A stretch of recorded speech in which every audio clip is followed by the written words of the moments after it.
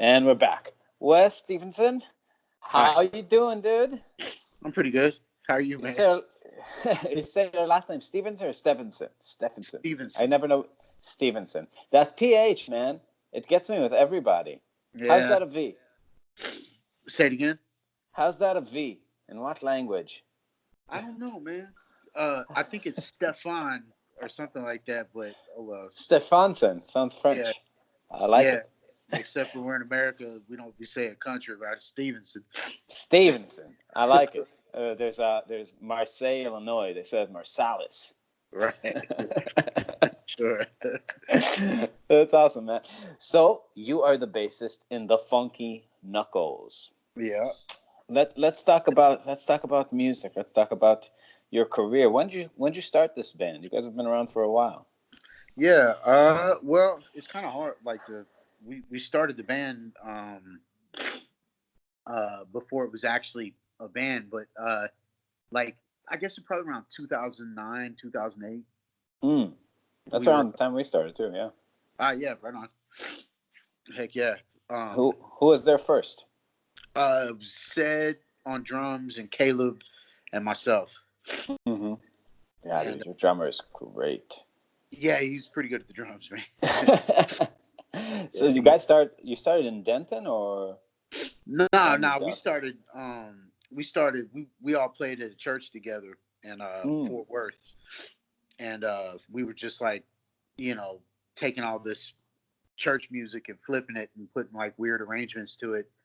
We basically like take all the music out and just take the melody and like reharmonize it and rearrange the tune and then we got like really we enjoyed it a lot, so we were like, man, we should start a band, and that's kind of how it happened. We got dude, a yeah. So with your music, I'm hearing like two things. Like I'm hearing the neo soul and like the church stuff, but then at the same time, there's kind of like a Metheny vibe somewhere in the melodies. Like yeah it's some saying, is that an influence? Like, is that a conscious thing for you? Like, do you get into that kind of music?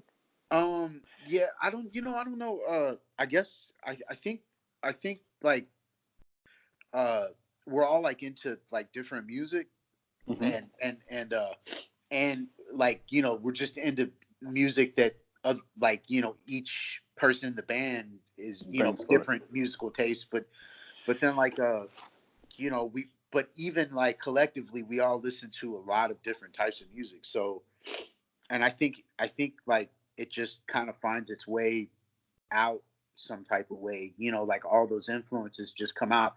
And so I mean, of course, like all of us are like jazz heads, but then we're also like you know like in the hip hop, we're in the Mm. soul, man. To be honest, man, like most of this, if you listen to what I've or were to listen to what I've listened to in the last week, it's probably a bunch of old like quartet music and or like old country or blues or something like that. I don't even listen to I don't even Yeah, I don't I'm even I, listen to like I'm in the same boat. Yeah, yeah, it's a lot of. Well, you've heard it so much at this point, probably. Then your ears are kind of drawing you in different directions. yeah, Just. that Hmm. sure. So when did you start playing? Were you real uh young? yeah, I guess I was old compared to some of my friends, but I was about like 14.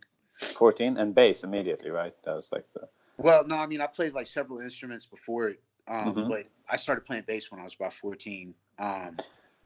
But I was never like good on. I mean, like bass when I got my first bass, that was like when I got like super serious. It was like I instantly connected with it, um, Hmm. more than I did any of the other instruments that I played before that.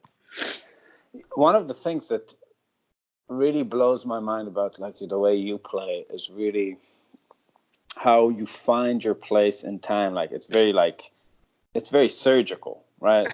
Like a lot of your grooves are really like put together and like it seems to me like Ooh, that's the concept in the band. Like I don't when know. we're You might want to talk to Seth about that. They're not always that surgical. but they're very put together. It seems like really bass and drum centric music. It's kind of the opposite band from us because we just write the melodies, we write the changes, and we have minimal communication with our rhythm section. We're like do something. But you guys seem to really pay close attention. So what's the process like putting together a groove? When you hear a groove, like how do you approach finding a part, finding your place? Um, well, I don't know. It's kind of weird. I've always thought of this analogy. It's kind of like just rolling dice for Mm. me. Like I'll just, I mean, like, now, I mean, like, as far as like, I mean, there might be a little bit difference, but like, in writing a part, but like when we're improvising, because I mean, there are parts to the songs, obviously, but I mean, and like, like written parts of the arrangement, but then also there's a lot of like improvisation in there too, Mm-hmm. and so I guess like like as far as like just the improvisational part of it, like it's like I said, it's like rolling dice. Like I just kind of like play something. I don't even I don't think too much about it, and then I kind of like listen to what I played, and I just like from that point on I try to loop it, Mm. or build something off of it. And sometimes, man, I might just kind of like float over everything for a second until something comes to me, or something like that. But like really, man, it's just like throwing the dice out there and like, Jesus, take the wheel. yeah, right. Yeah, well, that's cool. I mean, the thing about bass playing that seems to be so challenging for some people with this kind of music is that the balance between repetition and variation. If you play the same thing, it gets stale. It's almost like it stops working. Everybody will start looking like after like four bars, like all right, do something. But if you do too much, then you let go. So Yeah, it's a really tricky kind of balance, right? yeah, I think so. I mean, um, I don't know. Yeah, I mean, like man, sometimes like just sticking a pattern, like it's like I don't know, like if said is just like flipping all the way out over it, like over what's happening, man. Like sometimes it's like cool to like stick a pattern and like at that Hold it point, down, be the guy. yeah, like that. Yeah, that's what I was about to say. Like at that point, like I'm the drummer, or and he's like, doing something else. Which is cool, which is, I love it. And then sometimes, he holds down the pattern, or and sometimes like, he might be flipping out. And because it's been a goal of mine as a rhythm section player for, I mean, like to be comfortable enough and have good enough time and good enough rhythm that like, no matter what's happening around me musically, to just be able to play whatever it is that I'm hearing through it. Mm. And, That that's one of the hardest things in music for me, playing behind a drum solo, especially when drummers are used to playing with machines, with loops, and yeah, then you have like weird hits and then that, and they're like, okay, hold that, and I'm just gonna like do whatever. sure. That's on my least favorite parts of being on stage. Right on. It's Yeah. like because it's like playing against your foot with some Yeah. other guys going berserk. Yeah. Yeah. So Yeah. what are some things you do to get better at time at actually practicing rhythm? What are some of the things Uh, you've done with the bass? well, I mean, I guess some like just some like mechanical, like technical things, like I have like I practice with a metronome, but like say just for instance, like I'm playing something at 120 BPMs or something like Hmm. that. Well, on my metronome, you can it has you can accent the strong beats or whatever, or you can take that off. And like something that I'll do is like say I'll just give myself the first beat of the bar, you know, Mm. and turn all the other beats off. And then so like basically, for a second, like, just one bar goes by and all you have is one click you know, to keep you in place. And then like what I'll do is like I'll go down to 60, I'll go half of 120, like down to 60, and do that. And so basically you have two bars that goes by and all you have is one click, and Right. and then go down to 30, and the same thing. So basically, like four bars go by, and all you have is one click. and I'll try to like I'll play like I'll solo or just play a rhythm section part over that and like try to like play consistently enough that like I always land on one. That's really solid advice. That's like a tightrope walker, and you keep like lowering the net. Yeah, right, exactly. So you have like you have 4 bars, and you're playing like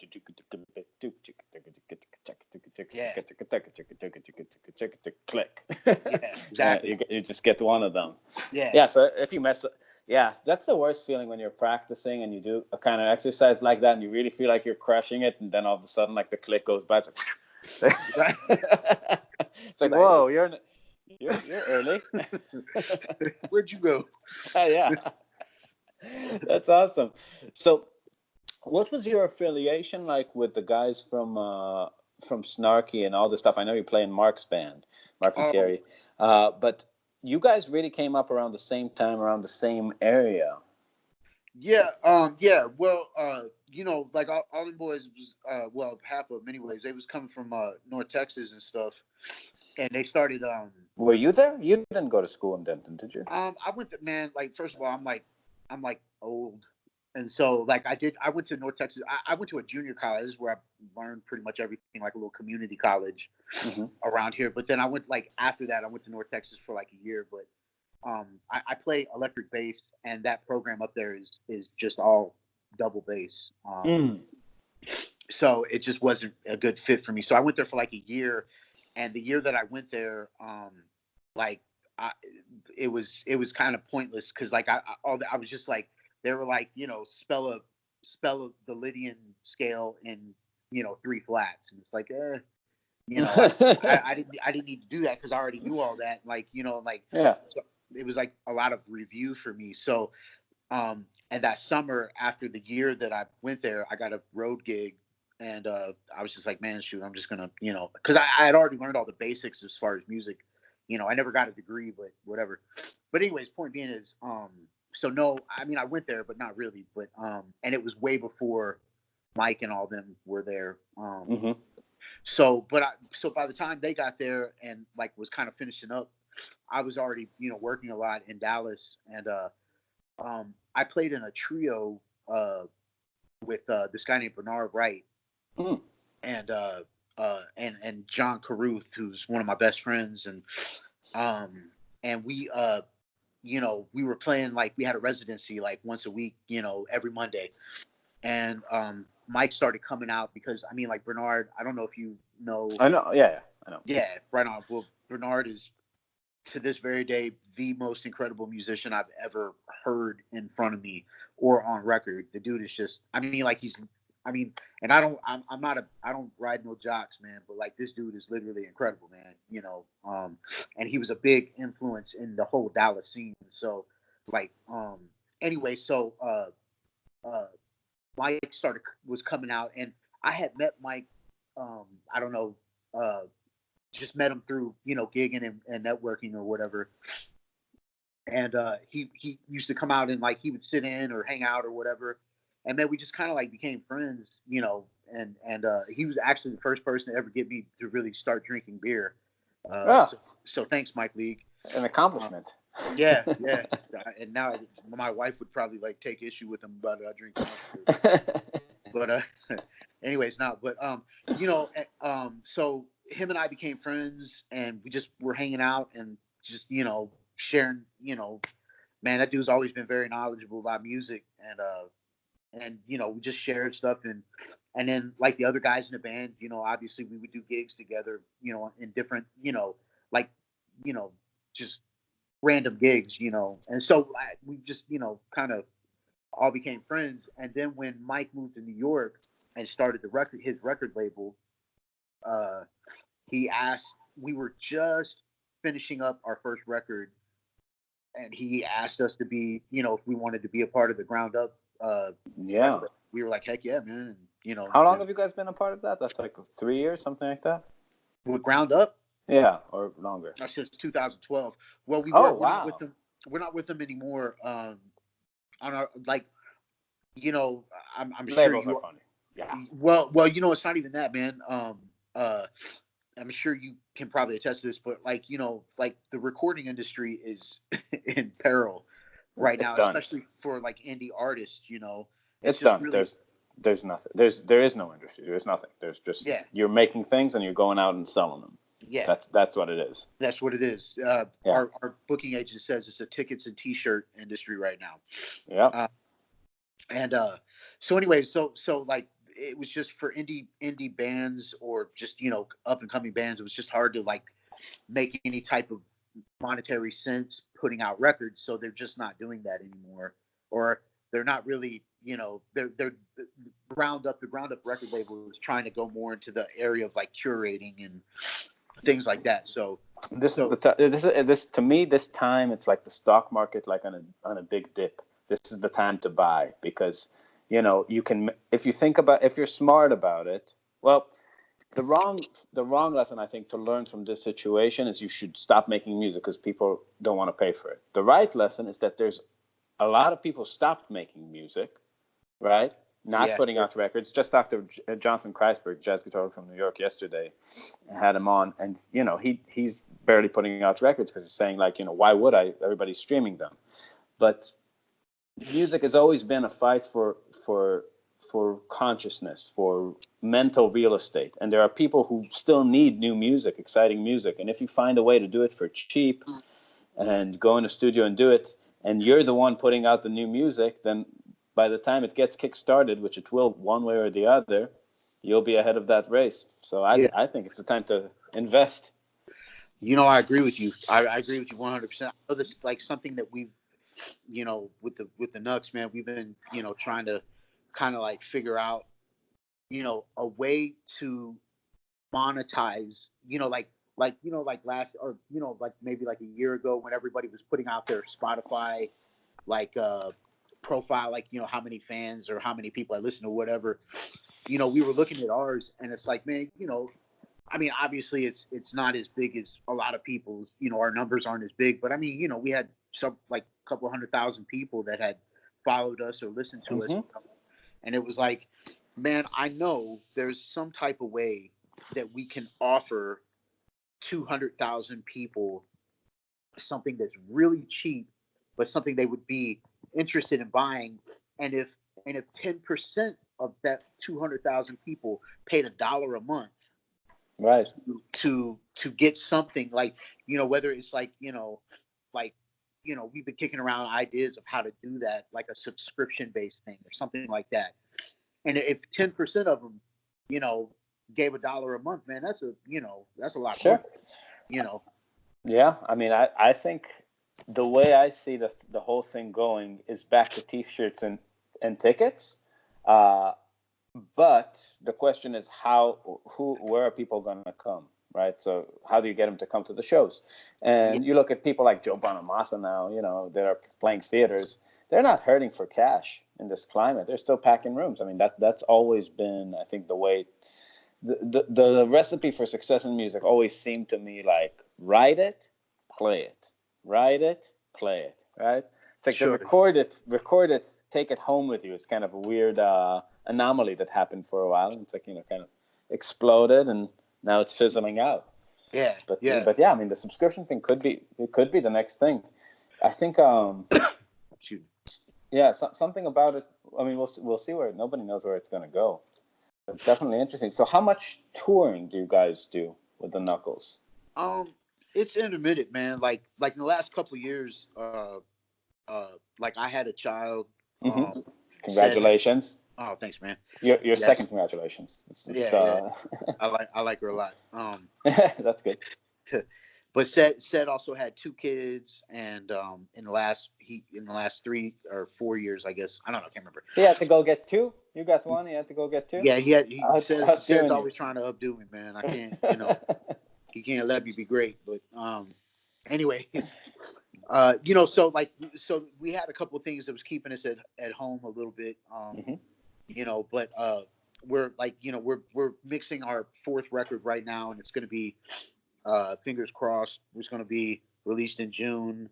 And, now both, my child and Stead's 2 little girls are old enough now that, like, we can get back out and start pushing it strong. Yeah, yeah. You gotta just get past that hump and have Yeah, the girls old enough to hunt. yeah, You know? yeah. Man, funky But knuckles. Fingers yeah. crossed. Is that the name of the record? Because that's like a knuckle. No, no, no. what what Actually, what what's the record gonna be? that's gonna be. It's called Delicious. Delicious. Yeah, I like it. because that's kind of. It's basically it's named for me because that's basically what I am. Delicious. And now I love that. now I mean yeah I mean like I don't know anybody that knows anything about us like as far as online like we're pretty. I mean like we do take the music very seriously, but everything else is just it's all jokes. I mean it's all just Yeah, well, that's why it's so likable.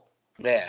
I mean trying to have Um, fun, man. let's talk for a second about Andy LaViolet because he did your videos and he did all the snarky videos, and it's like to me, he really created the like he doesn't get the shout outs he deserves. He gets the money he deserves, but he doesn't get. But it's like he doesn't get the respect because all that live in the studio like move. It looks like The Shield, like the way it's filmed, Oh but yeah. like, but it's so like there was something about like the intimacy he managed to get with the filming, and he did your stuff, right? Like, Yeah, he did some live stuff for us like actually to and yes, I agree 110%. Andy is super for those of awesome. you who don't know, Andy LaViolet is the videographer that did all the original all the snarky stuff, Yeah. and Yeah. your stuff too. Yeah, well, yeah, he did some of he did ours, but actually, man, truth be told, like Ben, our saxophone player, um did all the editing and all Mm. the everything. Like, man, I mean, like we don't have a snarky puppy budget, so you Dude, know, he told us how many zeros go on that bill, and we were yeah, like, we did, with Marbin, we do everything for free, like for almost free. Like yeah, that's always been our motto. We're Jewish. We're not. You guys are church boys, and but spending money is against our religion. So we're the kings of stinge.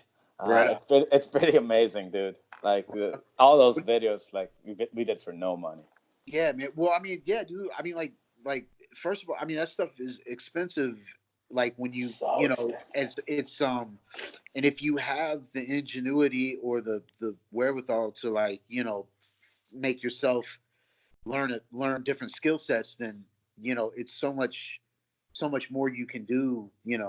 Sure. Like with that. So I mean, shoot, my hat, hey, my hat's off to you, man, because you know, No, but you guys did it right. I mean, you got the nice cameras, the crew, and then you took the files and made yeah, something out of it. And that's really a lot of the budget goes to those man hours just sitting yeah, there and slaving. yeah, And yeah. it looks great. Yeah, well, that's man, like that really. I mean, like Andy and them got all the shots, but like man, like Ben Bojorquez is pretty badass, and he like he basically I just figured that junk out and put it together. Yeah.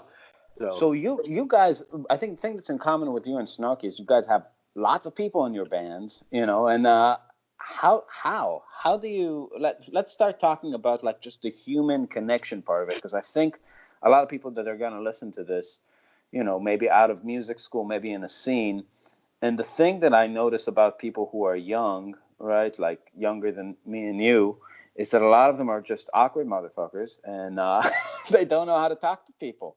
And this is like people throw around the word networking, but how do you? I always thought about it like drinking with friends, but how did you approach it? This uh whole thing of meeting musicians. well when I was younger, um like man, I was never home. I was always out. I was either trying to sit in or go support.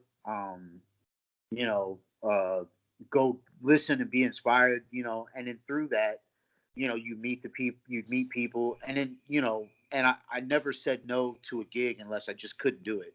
Hmm. Um, you know, because ultimately, I mean, like, I make a living playing music, but I mean, like, ultimately, man, like, I would be doing it whether I made money at it or not, because, I mean, I'm sure you can probably relate. I just love music. And so I just went out and played and supported and listened, And as opposed to like because I think sometimes like cats, and not that this is a bad thing, but like cats, when they go out to they go out to network, and their goal is to get a gig or get on some type of way or whatever.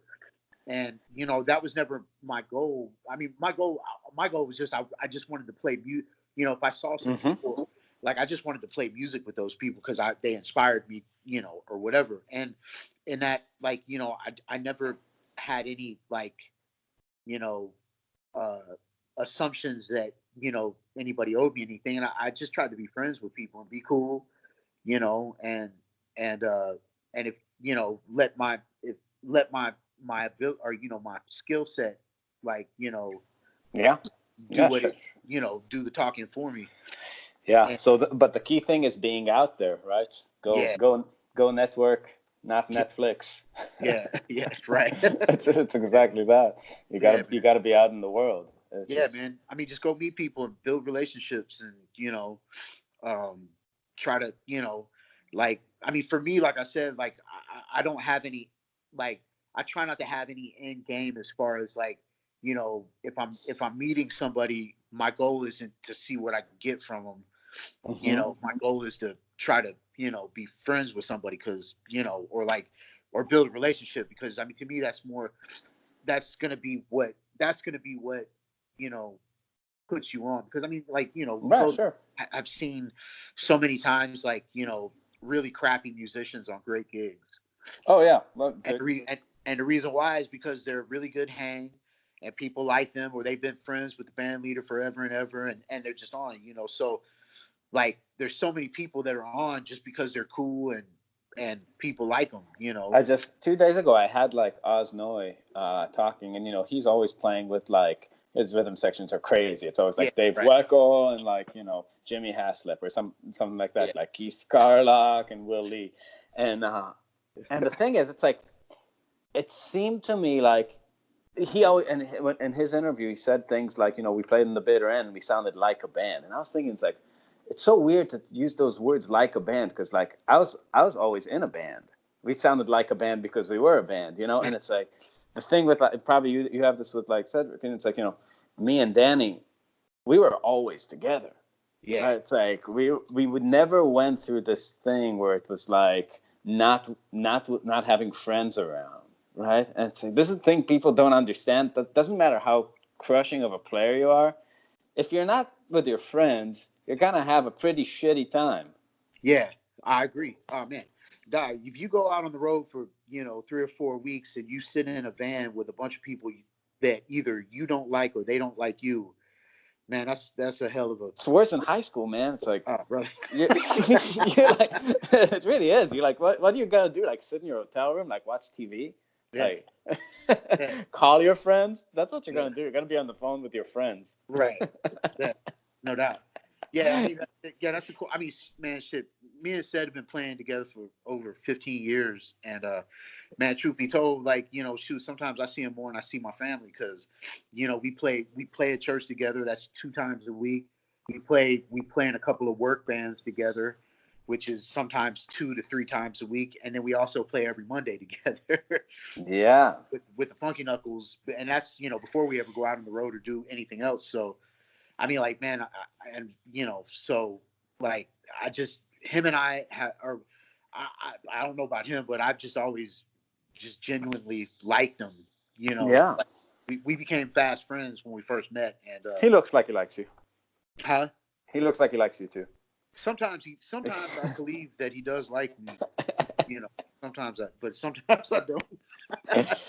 No, but no, So that's my what's brother what's the though. kind of language that you bring in when you write a song in terms of how to describe it to him? Like, Yeah, man, was said, said has like no absolute zero like formal training. He's never taken a lesson or and like so like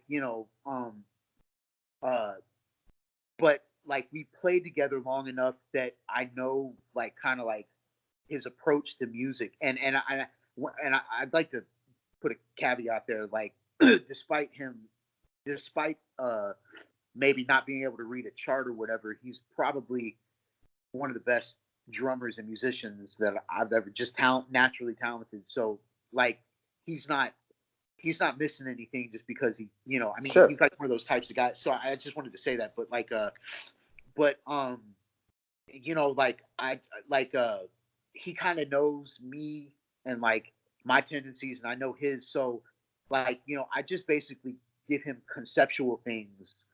But do you play a line for him, and you're like, just roll the dice? Well, like, on the compositional part, on the improvisational part, I we don't, that's never even talked about. But on the compositional part, like, like if it's like my tune, then I'll say, I want a static beat here, like, or like I want you to play colors over this and like just comp, but don't necessarily make a pattern. Or I want something really busy right here, but quiet. Like, and I'll give him concepts like that, and then just kind of like let him do his own thing. And then like, every once in a while, like it'll be like I'll have like just a straight like legit part, and usually like something like that I track out, like just sit at home and program it real quick because you know how specific it's gonna be. Yeah, that's nice. It's like guided meditation. Yeah, it's like feel your toes.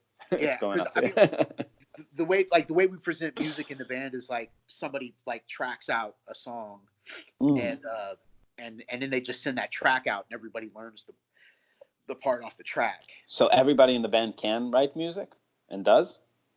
Yeah, for sure. Oh, yeah. Wow. Like the first record, I wrote all the music. Well, I wrote it, and then there were like parts of where we were rehearsing and getting it together that like somebody added like a part or like added something, but like the basic ideas I wrote. And then on the second record, Caleb wrote 2 songs, and Phil wrote 2 songs, and on the third record, it was the same. Like Caleb and Phil and I wrote 2 songs apiece, and then Ced wrote a song, and Evan, our trumpet player, wrote a song. So I mean, like, man, we try to keep it.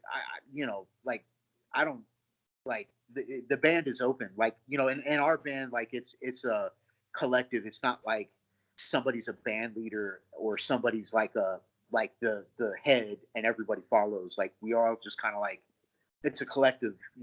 It's a collective thing. Yeah, you guys are a democracy. Yeah.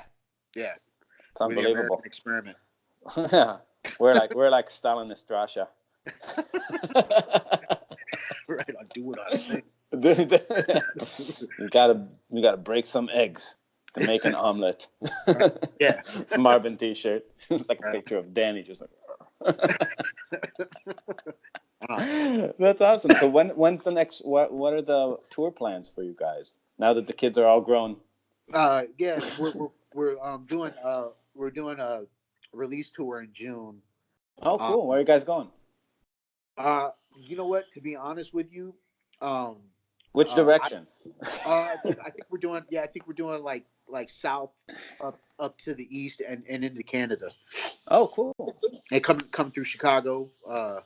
I don't know where we're playing exactly yet. I don't like, man. I'm not like I had to resign from having responsibilities in the band like what I used to do. So, man, now literally, man, I just play bass and say yes. That's all who books? Huh? Who books? We have a booking agent, Hoplite. Hoplite. Yeah. Those dudes out of Vermont. Maggot. Yeah. What's that? They're out of Vermont. Yeah, they do a lot of the jam people. They used to have Consider the Source, I think. They did Consider the Source for a while, but like Consider the Source is with a different agency. Yeah. That's awesome, man. Yeah. Well, cool. Where can people find your music and listen to you? Where do you direct your online traffic? iTunes. Shit, hit that $10.99. I promise you, that'd be $10 is well spent. There we go. Yeah, but I mean, you can there or like Spotify Spotify or like any of the streaming outlets or whatever. Anywhere where you can get music, man. We're Sure. in all those places. You guys are on Bandcamp too? Yeah. That's the place that lets you keep some of your money. Right on. Push that one first. Right on. Dude, thank you so much for being on here. I mean, this is very insightful. Oh, well, hey, man, thanks for having me, dude. Oh, I think a lot of people are gonna have a lot of fun with this. It's it's nice to talk to bassists for a change. You're the second. Hopefully we just had Jeff Berlin. We're gonna have Stu Ham come on, so it's gonna be interesting. Not bad. I'm opening my mind to the idea of bassists that speak, not in my band, but in the world. Right on. Hey, man, bassists have feelings too, man. I know that. I just never cared about them. Care. But I'm warming up to the idea, one bassist at a time. Right on. But in all seriousness, thank you, Wes. Thanks for being here. Yeah, man. Thanks for having me. All right. See you soon. Bye.